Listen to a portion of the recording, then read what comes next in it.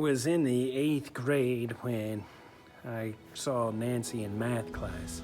She was the most beautiful girl in the entire school, and I was a dork. I know that's hard to imagine now, but yeah, at one point I was a dork.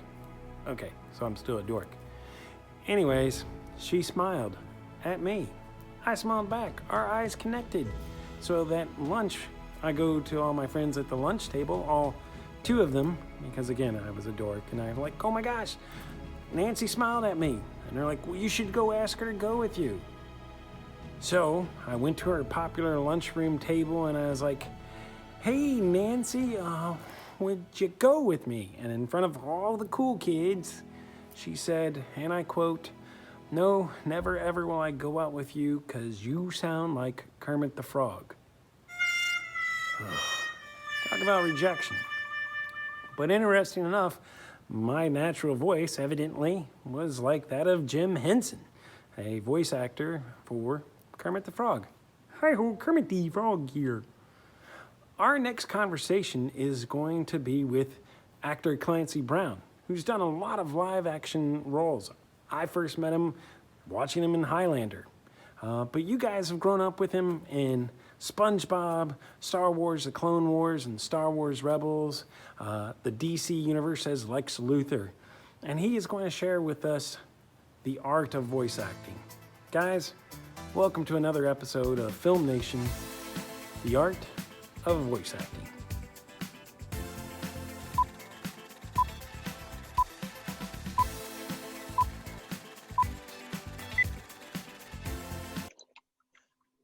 All right, fellas, welcome back to class again. Today we have Clancy Brown here with us, who, when I was your age as a high school student, was watching him in the wonderful film Highlander, but you guys probably recognize him as the voice of Mr. Krabs, since that's the show you've grown up with.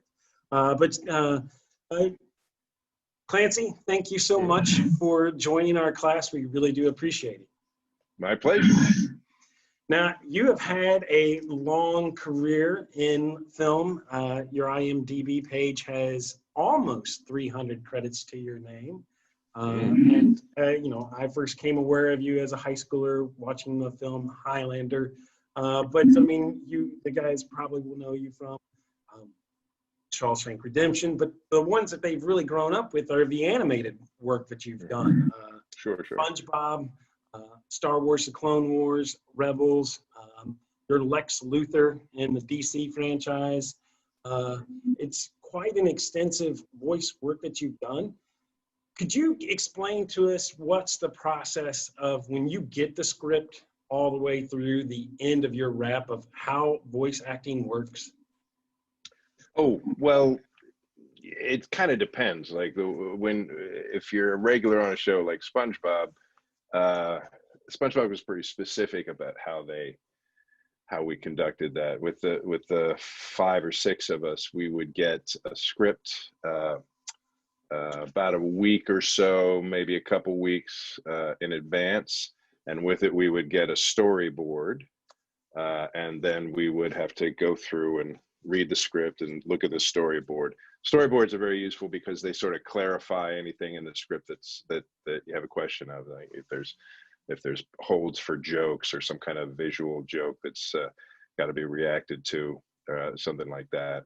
That's what you do the storyboards for. And SpongeBob is a real visual show. It's actually written from a storyboard first. So the creators of the show are drawing the story as they're thinking it up, and they're creating the jokes around it. Maybe dialogue comes in only when necessary. That's changed a little bit. It ebbs and flows a little bit, but the best episodes, the best years of the show are storyboard generated from the artists. Other shows like Lex Luther, like Justice League, they're written like a regular old movie script, and I would get that maybe a couple days before the recording. By the time that actors are recording it, we're the tip of the iceberg. There's all sorts of work that has gone on before. The companion question to yours is how long does it take for an episode to go? And it's about a year from conception to getting on the air. And we're about halfway through that, a little beyond halfway through that.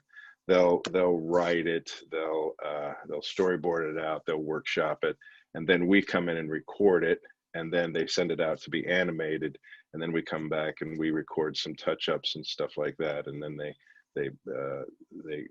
do a lock. They call it a lock. They'll do inking and all sorts of. I mean, the animators, I don't even know what they do. There's this huge iceberg underneath the water that, you know, our voices and the episode itself are just kind of the tip of it.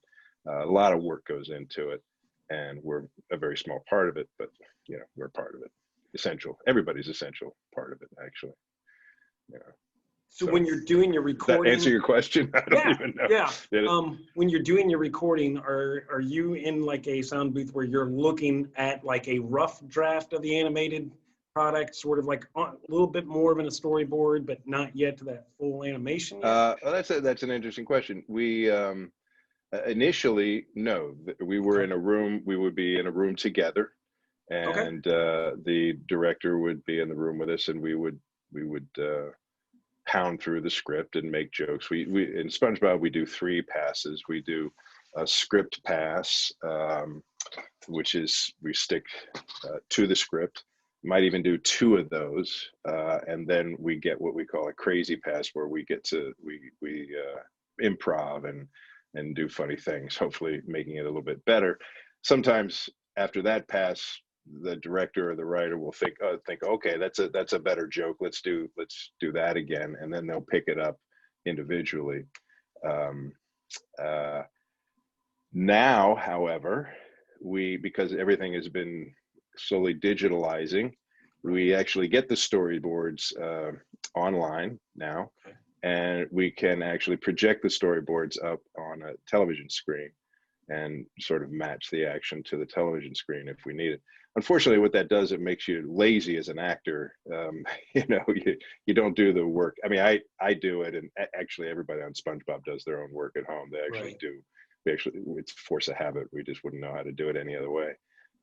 Other shows don't do that. Other shows just have individual people. You know, the fact that we're in the room is kind of another throwback to the old way of doing it. Used to be that we had a whole room full of Justice League people, and that has kind of gone out the window now. Now it's usually an individual record, which makes it a little bit tougher. You don't really get the rhythm and the magic as much, but you know, but it actually helps the director a little bit more, because then they can realize their own vision better. I like the community of it, you know, more than anything. So you're talking about, now that you're like in that kind of situation where you are alone, that clearly is going to be a challenge as an actor, because you don't have somebody that you're feeding off of. So what are the challenges, and what are also the benefits of doing voice acting versus when you've done live action stuff? What are the pros and cons of the voice acting compared to live acting? There's no real pros and cons. I mean, they're essentially the same thing. It's just that, you know, you have to, you have to dress up to do one. You know, you have to dress up in the costume, and you got to put on the makeup, and you got to, you know, walk to that mark and sit in that chair and do, you know, you have to act it out more. And there's a certain amount of freedom, I guess, in voice acting, where you know, because it's only one aspect of your instrument. You know, it's only one aspect of I've been trained to do this and use my whole body, but this is only one aspect that you have to concentrate on, so that, you know, I'm a better actor for having done voiceover, for sure, because you just get to kind of riff and go off on it. But there's nothing quite as fun as walking onto a set and seeing, you know, the world of Warcraft recreated right there, you know, in the middle of Canada or something. You know, that's amazing. You see stuff like that, you know. I like them both. They both have their pluses and minuses, but I don't think any of them have any minuses, to be honest with you. I mean, Okay. it's just a different kind of thing, and it's a lot of fun. The tough Now, thing about voice acting is that after your take, you have to be quiet, especially if you're in the room with other people. You have to be quiet. You can't laugh out loud. You can't snort. You can't sneeze. So maybe that's tough, kind of, right. especially if you're in the room with funny people. But Because they've made up maybe an impromptu joke that you're like, oh my gosh, that's brilliant, and you want to roll with it. I'm horrible at that. I bust out laughing. I get tickled so easily by some of these guys. I even know the joke. I even know the punchline, and I'll still laugh at the punchline. I'm really horrible.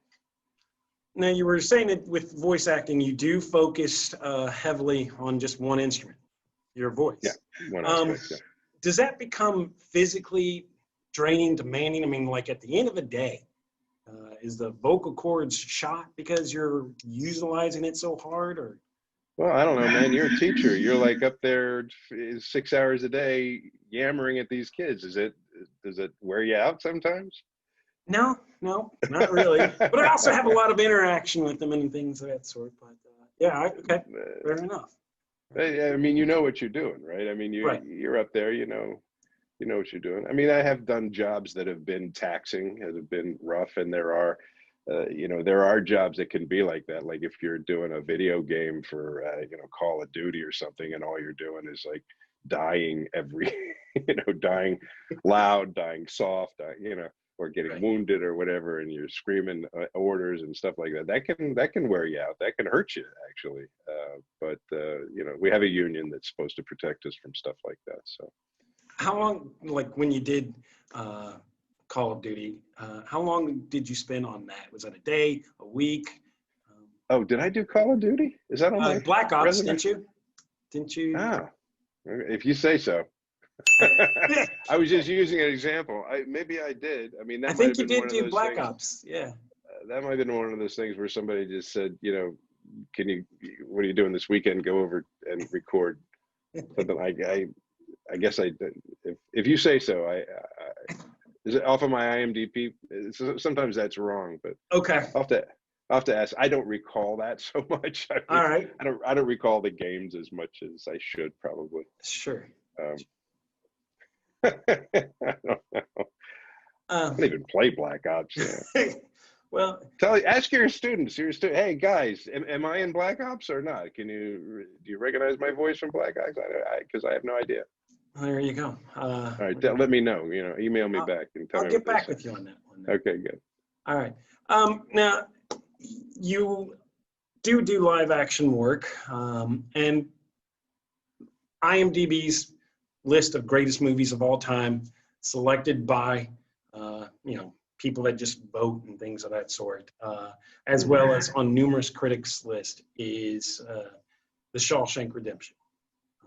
One of the most beloved, well-respected films in film history. I mean, it ranks #1 on IMDb's page. You played Captain Hadley in it, the vile, tyrannical character, but yet at some parts he's very heroic, because he does. I mean, if it's not for Captain Hadley, Andy would have had a much more miserable experience, especially early on in his stay.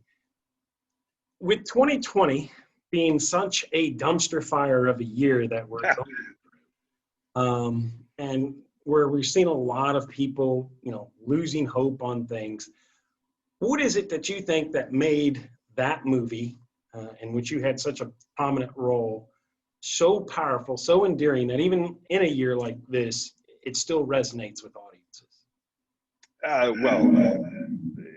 Absolutely, you hit it on the head. It's really the audacity of hope, I guess. That hope can help you survive. It's been a while since I've watched it. You call Hadley heroic. I don't think he's heroic at all. I think clearly how you see Andy and Red navigate through that thing. When Andy arrives, it's a very frightening and transactional kind of environment. You know, there's, you get this, you do this, you get that, you do, you know, you make friends with Boggs, you maybe have to give him some sexual favors, you have to, you know, you have to get along with the guards, you know, it's very transactional, very horrible. It's a lot like you know, our life today in a way, except that except it's not real life, it's just a story.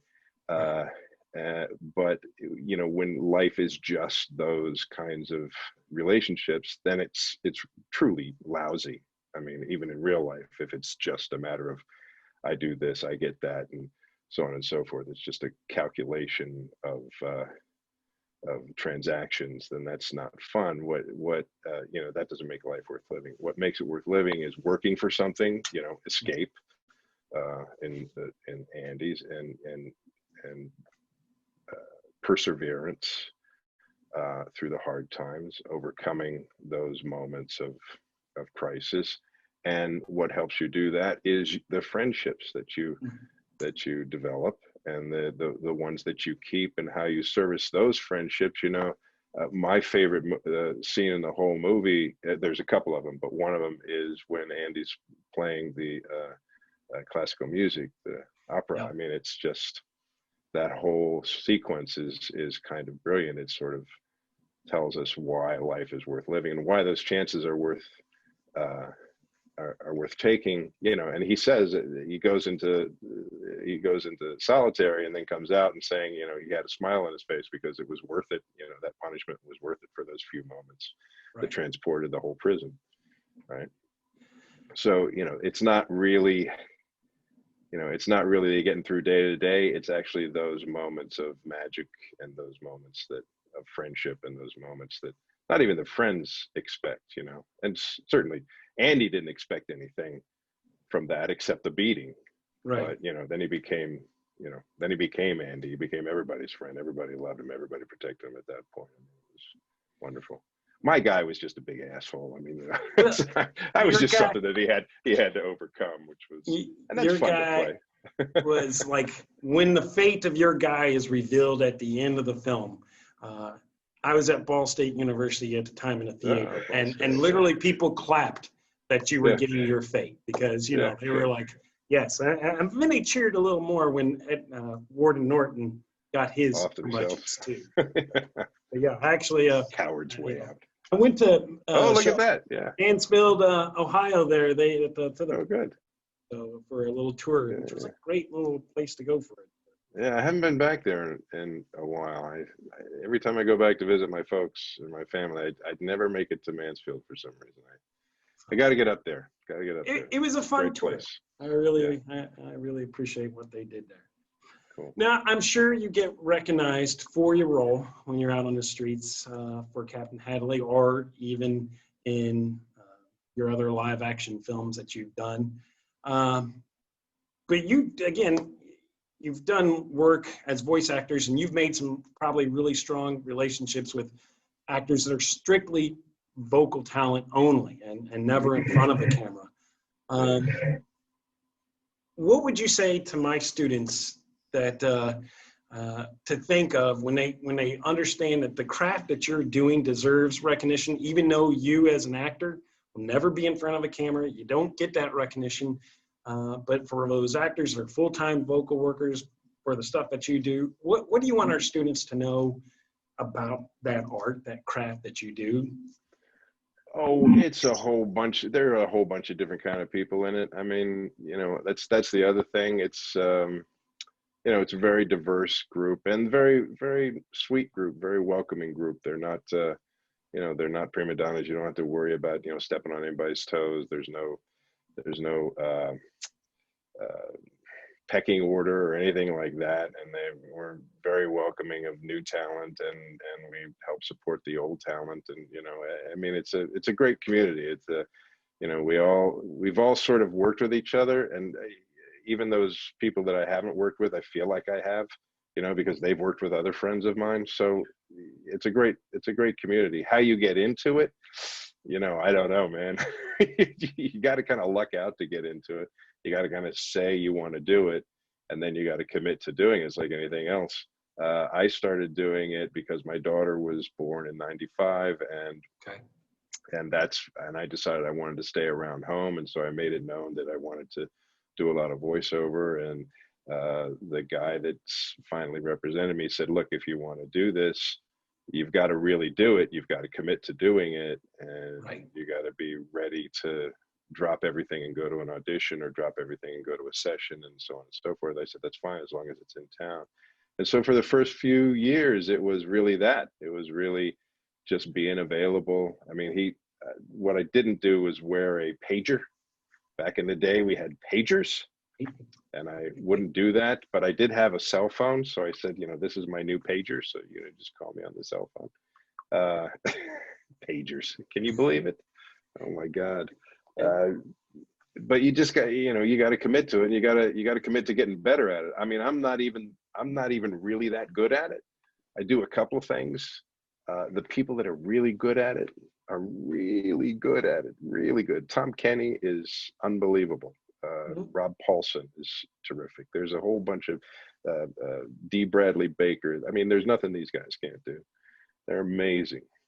What makes them, what would you say as an observer and a student of the art, what makes those kind of performers great at it? What is it that they're doing that's amazing? If I had to, say one thing, but there's a million things. So if I had to say one thing, I would say, they live in their imagination. They know, they have a very full inner life. And so you can get, Kevin Michael Richardson, who's like this 300-pound African-American guy, can walk into a booth and he can play an old Jewish grandfather, just because his imagination is so great. Tom Kenny can, play SpongeBob for a few hours, and then he can go and he can play the mayor in Powerpuff Girls, for the next couple hours, and all the other stuff that he does. I mean, I think he's also in the DC universe. He played Iron Man or something. I mean, D is just also a tremendous actor. He knows his instrument so physically well. He's the guy that was the voice of every clone in the Clone Wars, and I just used to fawn all over him, because I said, I don't know how you do the exact same voice and make all these characters distinct. I mean, it was the most amazing performance I've ever seen on a television series, and I love that series. I love the Clone Wars. I think it's brilliant. It was a series that my sons and I, we'd sit on the couch every time there was a new episode. Yeah, so good. It was so well done. And we were excited when there was an additional season that was just dropped this last year. That was actually, that was the series finale. It hit such a resonating note that we all had to go take a walk just to process our emotions with it. There you go, man. It's an impressive work, and you having the role of Savage, Darth Maul's brother, was a very cool, fun role to watch. Yeah, no, it was fun to do. They're a good group. And now a lot of them are doing Mandalorian, so it's they all stay pretty tight in that universe, that Star Wars universe. Yeah, and you had a cameo in The Mandalorian. Yeah, they called me up to do it. I got lucky. All right, so we are going to do 5 quick questions. Okay. This is just quick responses, first kind of thoughts that come to your head, just having a little more fun with this kind of thing. So, okay. All right, you ready to go? I am ready. All right. Question 1, going back to one of your early films, The Kurgan from Highlander. Is he really a bad guy, or is this a guy that's just playing a game? I mean, after all, if he doesn't play the game, there can only be one.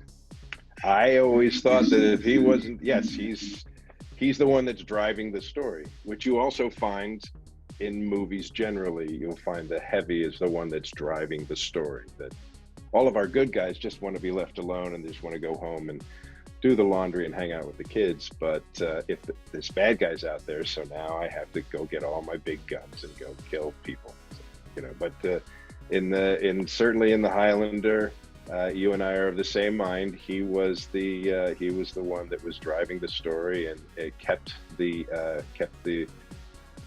legend enforced. You know, he was the guy that, you know, wouldn't let anybody off the hook. So we don't see him as a hero. We don't get upset with LeBron when he's dominating on the basketball court. Okay? Right on. That's even better. I like that metaphor even better. All right. Question number 2. You have worked with Dave Filoni, Jon Favreau, even Taika Waititi when you did Thor. All 3 of these guys are having a huge influence in the new Star Wars universe, right? Mm-hmm. And I know you are a very large, self-proclaimed Star Wars fan. Oh, yeah. So my question for you is this. On a scale of 1 to 10, with 1 being they are taking the universe and we are now being digested in a Sarlacc pit for thousands of years, or 10, they're so amazing at what they're doing, they're able to drop their photon torpedoes in the exhaust port without even using the Force.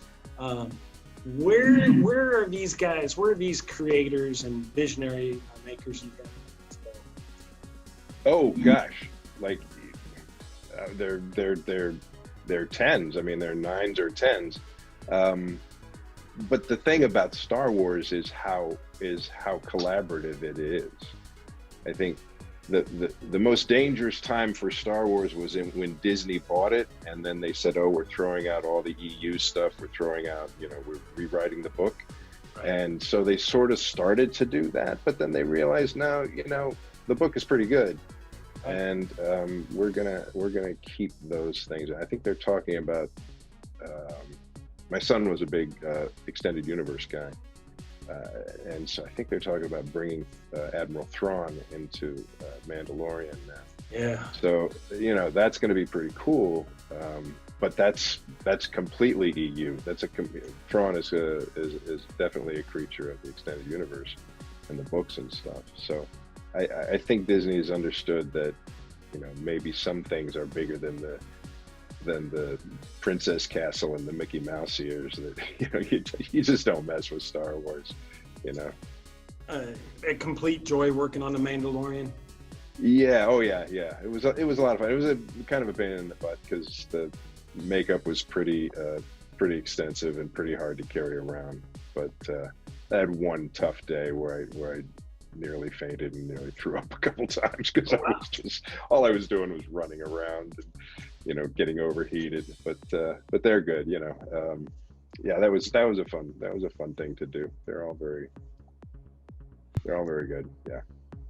All right, you're one of the role with the guys, I swear, will be that are in love with the most is your role as Mr. Krabs, because they have literally grown up with you as Mr. Krabs. Now, you, as Mr. Krabs, you are the single dad of Pearl. You know, Great. All right, so here's my question for you as Mr. Krabs. If any of my young teenage students here happen to live in the bottom of the sea with you guys, what would be your rules on dating your daughter?